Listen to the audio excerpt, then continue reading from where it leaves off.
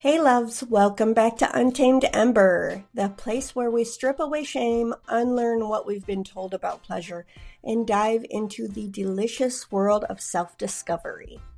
I'm your host, Dr. Misty, and today we're going beyond just touch and into the full spectrum of pleasure, because pleasure, it's a full-body, multi-sensory experience.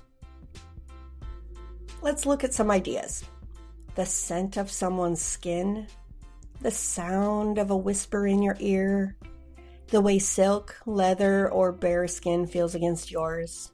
You know that feeling. Pleasure is so much more than just one sense. It's an entire symphony of sensation. And when we learn how to play with this intentionally, that's when things get really interesting, especially for us neurodivergent folks who feel senses so much more intense.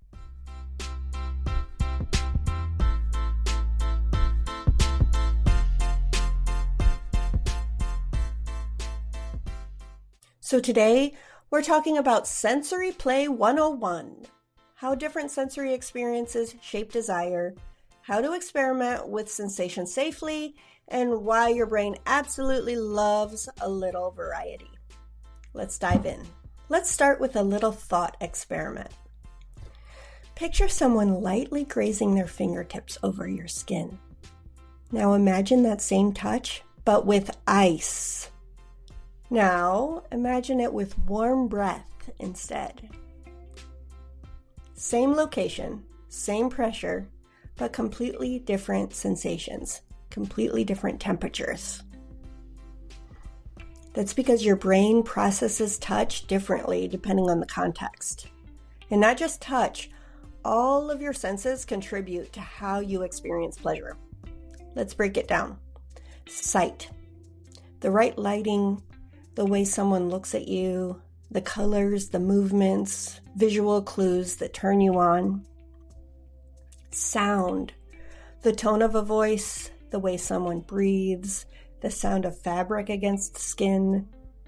Sound creates anticipation and deepens sensation. Smell, scent is directly tied to memory and arousal. Ever smelled someone's perfume or sweat and instantly felt something? That's your limbic system at work. Taste. Flavors can intensify sensation, whether it's mint, chocolate, wine, or just the way someone's skin tastes. And then, of course, touch, which isn't just about contact, but about texture, temperature, and pressure. Most of us rely on one or two senses for pleasure. But what happens when we intentionally bring in more? That's where sensory play takes things to the next level.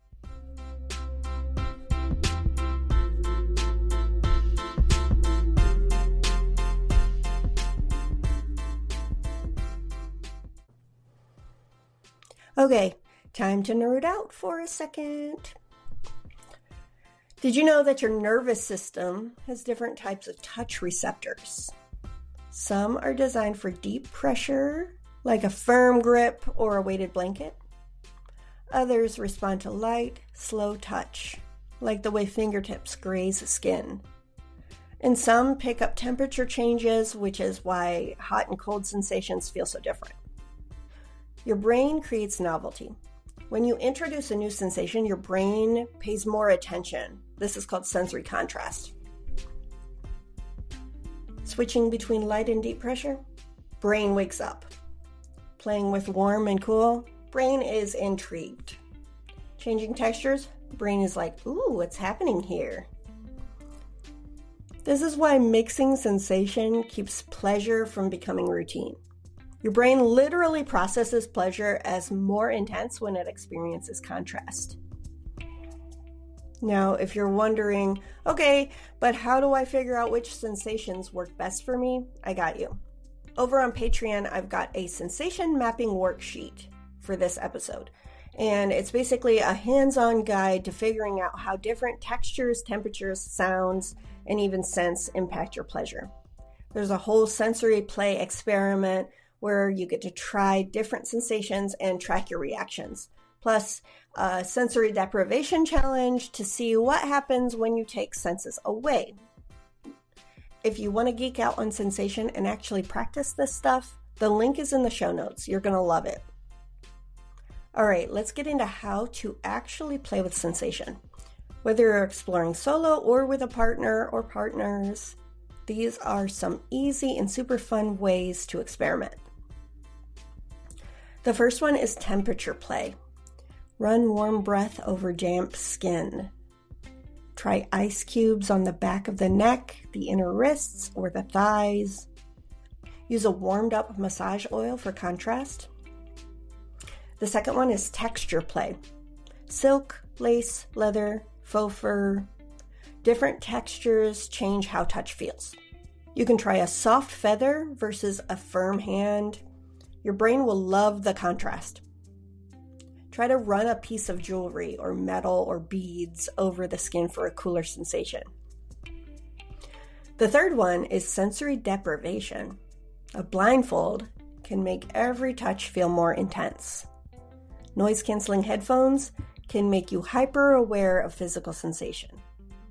Try limiting one sense to amplify the others. This is also really excellent for neurodivergent folks who get overstimulated during sex. Take away some of those senses. Sound and voice play is another one. Experiment with whispering versus deep voice. Play with silence, pause before speaking, and see if that creates some tension. Use music to set the mood. Different rhythms change the pace of how you experience touch. And if you try different types of music, that might be really interesting too. A fifth way, try scent and memory play. Scents trigger memory. Try essential oils, perfume, or natural skin scent. Try associating a specific smell with a certain experience. Your brain will connect them over time.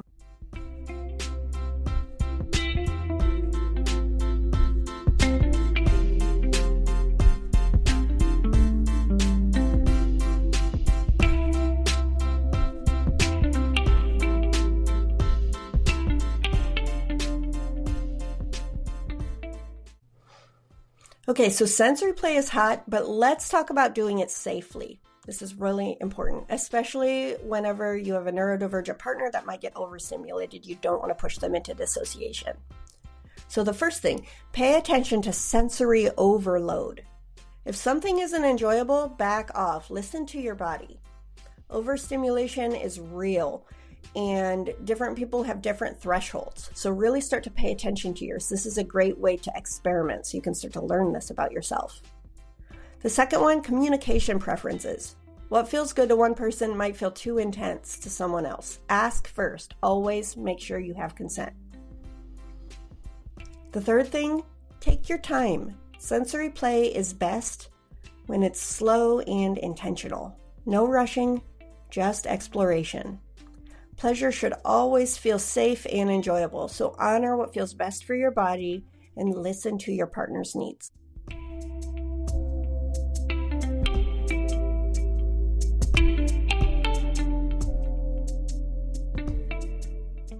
All right, loves, that's your Sensory Play 101. We are bound to dive into this in a deeper level in a future episode.